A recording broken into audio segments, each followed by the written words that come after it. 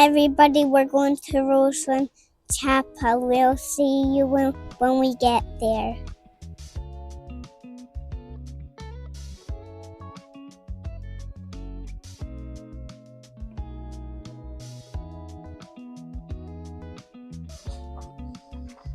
Over here. Well, here we are. We're at the chapel, Rosslyn Chapel. The little lady's been here before. About 25 years ago.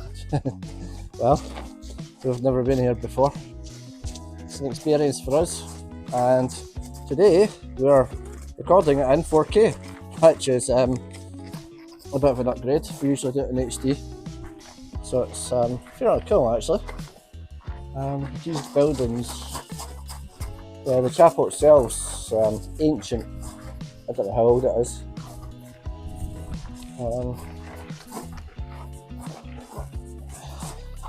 It's a beautiful day. It's built in a Gothic style of architecture.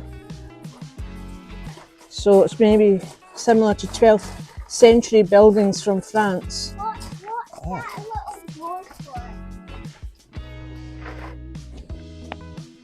Don't know.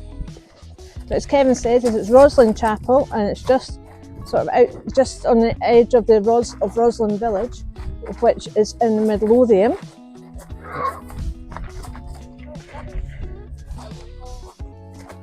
And it's a beautiful old building, and over the years it has had some work done to encourage, to keep the building sort of active and keep it, interesting for people to come and see.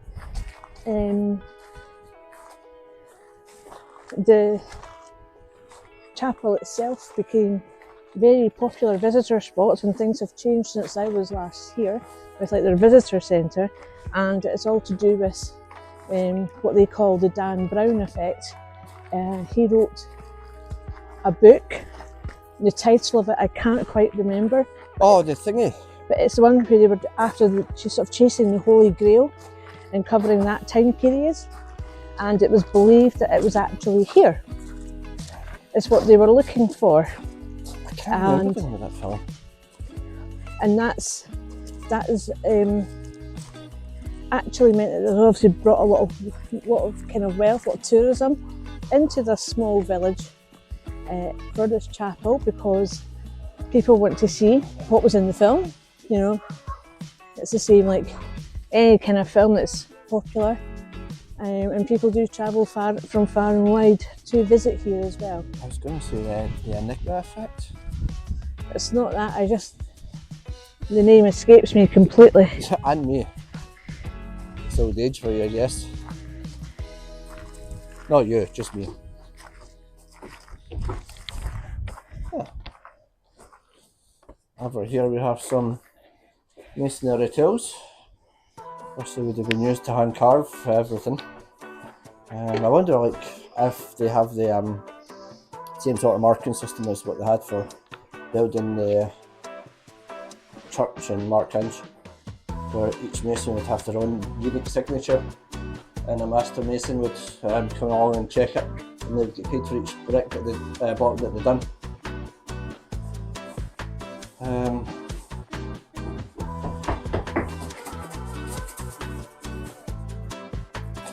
That is going to bother me until I figure out what it's called. The name of that place, that thing. I know. Da Vinci Code. That's it, the Da Vinci Code. The Da Vinci Code. Yes. Yeah. Have you read it? Have you read it? No. And it's not really of high literary merit. It's a genre of, it is just fiction, but there's a bunch of facts in it. And a lot of people come here because they thought that the Holy Grail was here, so this is why people actually come to see it. So I don't know if it was like looking for a certain cup or something like that, but it kind of takes you through different parts. The story does go through some different things that sort of happened, but it's like a kind of journalist, explorer person, or something like that, architect person trying to find it. So But I have to say, the church is looking rather nice on a lovely sunny day. That is beautiful, isn't it? Because it is old.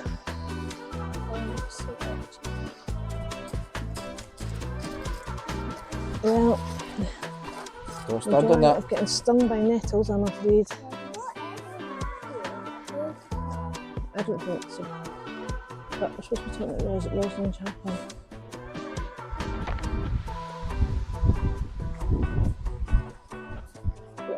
Yeah, it's a lovely building. You can't film or anything inside, so that's really just a wee wander around the outside that we're having just now with a bit of chat on it. Yes, it's not like Falkland Palace where I just wandered around filming to stuff. I was able to get away with it.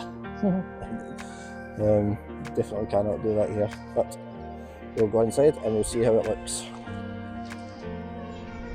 So we have just finished our tour, and it was really exciting. Well, okay, exciting might be a strong word. What do you think? It was interesting. It was interesting. For you, it's probably as exciting as the right word for you, but I'm not as keen on these sorts of things as you normally. But I do quite like some of the stuff from the history associated with this particular place. Hence why we've just got an annual pass. Yes. To it as well. But I do actually find some of it quite interesting as well, and not just. There's certain things in history that I am interested in, and this is one of them. The Rosslyn Chapel, it is a nice place. It's beautiful, without a doubt. And you were very lucky to speak to one of the newbie, yes, one of the newbie guides in there, and you had a lot of really good conversations and had a really great tour. Yeah, when we were talking about the Mason's marks, I don't know if you've still got the sheet of paper. Yeah, it's in my bag. Yeah, it was really cool. There's 35 marks on it. Yes, there's. Oh, do you want to swap? I'll go for the camera. I don't know. So, what we have here is basically, so this might have been from the Victorian era. These were actual ones. But what they used to do was, when the stonemasons were building things, when they were cutting the stone, basically what they would do is leave a little mark in it. And after the mark had been noted, a stonemason master had seen it and paid them, they would send it off. But on here we have a distinctive 35 patterns, and some of them might have been from the original masons back when the chapel was built, back in the 1300s. Although the actual history of the chapel goes back to the Pictish era when it was. I'm trying to think, what was it called again? It's not the Picts. It's the I forget the word now. Wow, my brain is broken at the moment. I'm busy thinking about other things like breakfasts and getting children out of bed. The Celtic. It's a word that they use in the Bible as well. Actually, I just can't remember it. And it goes back to then. So it's, the actual history of the place goes back a good few thousand years. If I find the word, I'll see it. But it was very fascinating. What they were saying was, on the way down the stairs, there used to be a way into the crypt where the Sinclair Knights are, but the Sinclair Knights have been subsequently blocked off, so they said, because you could actually see where there was something else and there was a secret entrance, and the stairs have just sort of, the way they go down now, it sort of blocks where anything could be that was down there a long time ago. And as I was saying to the guide in there, the Sinclairs have got a very outlandish theory about where they originally come from, because as they were saying, they think they come from Mary. Direct line. Yes, a direct line, and it's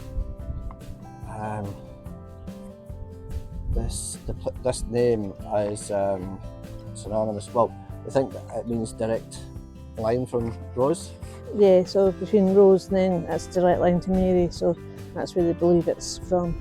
So the Sinclairs of Scotland think they are a direct line of Mary, Mother of God, which is that's an interesting theory, which we're not going to touch on because, you know, as Father Kerr said, it's an interesting theory, but we won't be talking about that anymore, will we? Francis, actually, it was Francis that told me about that one first. I know. But so, anything that you liked about the place, or just how peaceful it was? It's been Yeah, it was just nice to sit there actually. It was a quiet time. This is before the mad rush starts, really, when you get about up to 1,800 visitors a day sometimes. They get about 800 at about Easter time, so you came at a nice time, especially when you've got children as well, so that they can actually see things and move about, and you don't feel like you're always having to say, be quiet, be quiet. So, yes. you know, it's good for them to be able to express themselves and enjoy it as well. It was interesting seeing down in the crypt where there was some drawings, well, architect drawings. What are they called again? Plans. Plans, yeah. Blueprints that have been carved onto the wall. So that was obviously done by the architect of the well, Wasta Stonemason has done that. And it very much was. It did seem to be at one point the sort of brains of the operation while we were building the place up, which was good. There was so many of those little stars. I did notice that on here, see this one here? Yeah. That one there, it showed up about a good 20 times in different places.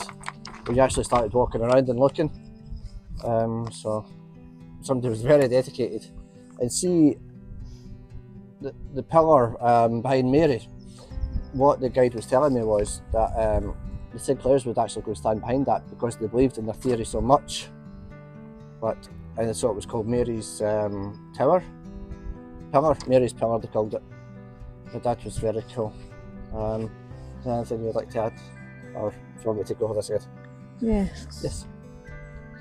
And we're going to head back and get the children. Yes. So, if you have liked what you've seen here today, we hope you like, subscribe, and we have a membership, which is basically part of what funds the channel. In fact, it's 100% what funds the channel at the moment because we haven't reached the 4,000 hours mark. But if you'd like to join that, we would very much appreciate it. Until the next time, we hope to see you again. Goodbye.